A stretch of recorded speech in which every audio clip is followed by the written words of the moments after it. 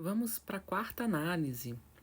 E uma coisa que eu queria comentar, que eu não comentei nas outras, é sobre. A gente percebe também muitos comentários, né? Eu acho que o casamento às cegas 50 a mais levantou um complexo cultural que é o ageísmo, né, gente? Que é esse preconceito contra as pessoas 50 a mais, ou até 40 a mais, né? A gente vê as pessoas extremamente preconceituosas em relação, a partir dos 40 anos, a gente já vê um preconceito absurdo em relação às empresas, ao mundo corporativo, ao campo profissional, e nos relacionamentos mais de 50 nem se fala mais, principalmente em relação às mulheres, né? Porque os homens de 50, como a gente viu no Casamento às Cegas, parece, né, por esse recorte, que eles estão sempre buscando mulheres realmente muito mais novas, estão buscando, não amadureceram, né? Não tem uma maturidade, independente da idade,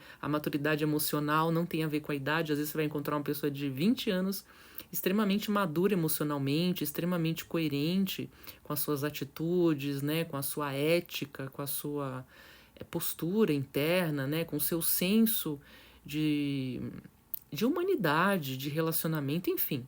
Isso é muito relativo de pessoa para pessoa, né, dos seus valores.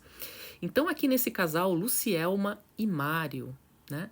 Então a Lucielma, o que eu percebi, né, que a Lucielma ela foi realmente com muita vontade, ela foi com muita empolgação, ela foi com tudo, ela foi muito determinada a realmente encontrar uma pessoa, ela foi realmente, ela mergulhou de cabeça, colocou toda a energia libidinal nela ali, naquele experimento, naquela. Mas a empolgação, eu acho que a empolgação até um pouco foi precipitada, digamos. Acho que a palavra seria uma precipitação também que chega a ser um exagero. Muitas vezes a pessoa começa muito empolgada numa relação. Hoje até tem um termo, né, que é o love bomb, a pessoa vem com tudo e eu te amo já de cara e você é tudo para mim, você é o que eu estava procurando. Então, quando vem esse exagero também, a pessoa trocou 3 mensagens e falou: oi linda, oi meu amor, oi, como é que. Nossa, você é a mulher da minha vida, acordou minha vida. Quando a... Não é, gente? Quando a pessoa começa, né? Trocou 3 mensagens, falou: oi vida. Tem algo, não pode estar. Oi, meu. Não, quando fala vida, meu anjo, te amo, com 3 mensagens, gente, é, né? É uma dissociação, eu costumo dizer. Tem ali algo, né? Tem um sintomazinho ali se apresentando, né?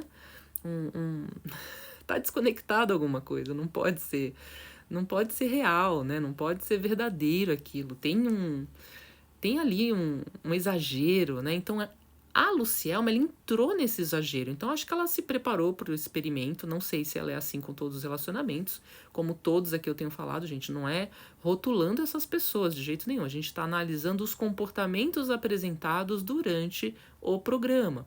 Então ela apresentou um comportamento extremamente empolgado, extremamente, já te amo, já te amo. No primeiro encontro, né? Quando chegou lá no primeiro encontro, no primeiro banho de piscina, eu te amo, sabia que eu te amo? E o Mário ficou assim meio assustado. Então ela entregou cartas de amor, ela entregava muita coisa, ela se declarava muito e ele sempre na esquiva, né? Um comportamento que a gente chama na psicologia, uma postura de fuga, de esquiva, de e ela entrega uma carta, eu te amo, ele massa. Troféu joinha, massa, briga. Uma carta de declaração de amor, massa. Então ela realmente se entregou.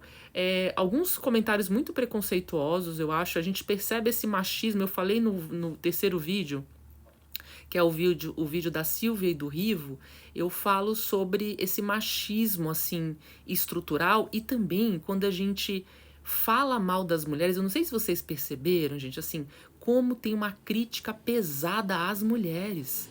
Porque os homens de 50 a mais, nossa, os homens estão inteiros, os homens estão ótimos.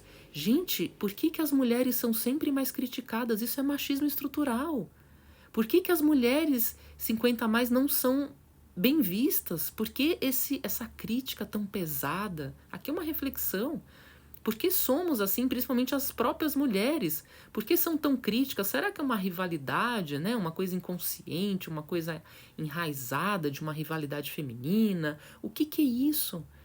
Né? Porque a gente vê uma série de comentários pejorativos e críticas e ofensas muito mais pesadas em relação às mulheres 50 a mais do que aos homens. Sendo que os homens demonstraram comportamentos extremamente imaturos, infantis, grosseiros muitas vezes, com uma, né, eu trouxe no outro vídeo que eu trouxe os exemplos da violência psicológica.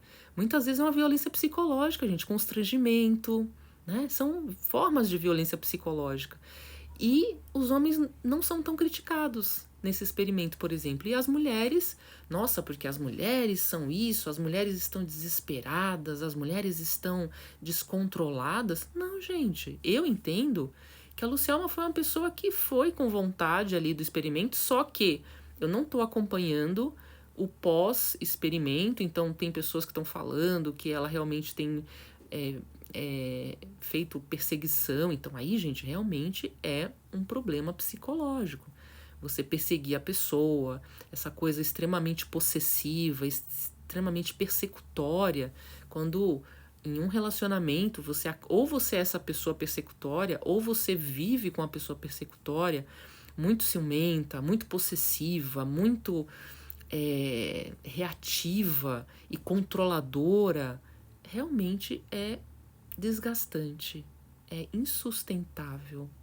Não tem como. Então, gente, se você se identificou, se identifica, ou tenta fazer um esforço para fazer essa análise com você mesmo, se você tem esse tipo de comportamento. Porque para você estabelecer uma relação prolongada é muito difícil. Então, enquanto você achar que o relacionamento é um controle em cima do outro, é o outro fazer tudo com você e por você e para você, e ficar reafirmando várias vezes: você gosta de mim? Você me ama? Você tem certeza que você me ama? Gente, ninguém consegue suportar uma pessoa que tem esse nível de imaturidade na relação. Então aqui eu enxergo nesse casal mais imaturidade da Lucielma em relação, né, na relação.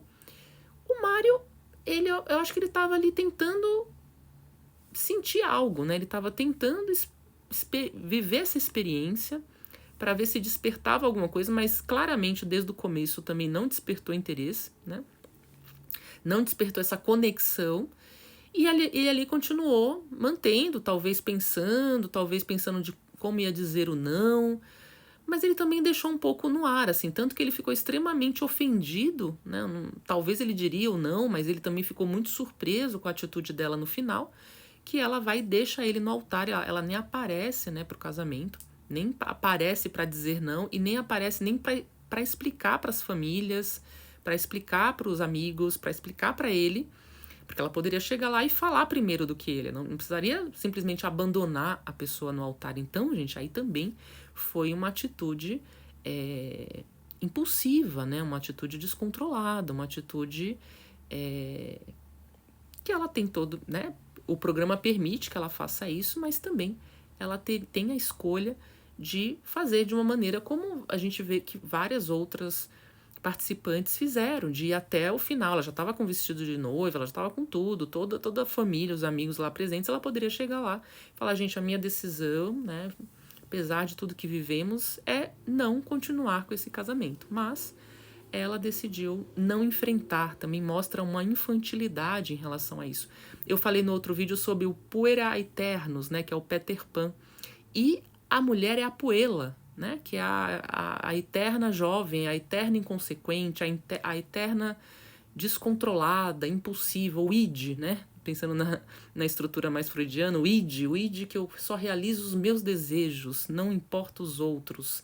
Então, realmente é um comportamento também muito imaturo, muito impulsivo. E ficou aqui essa análise desse casal. Vamos para o próximo e último casal da temporada.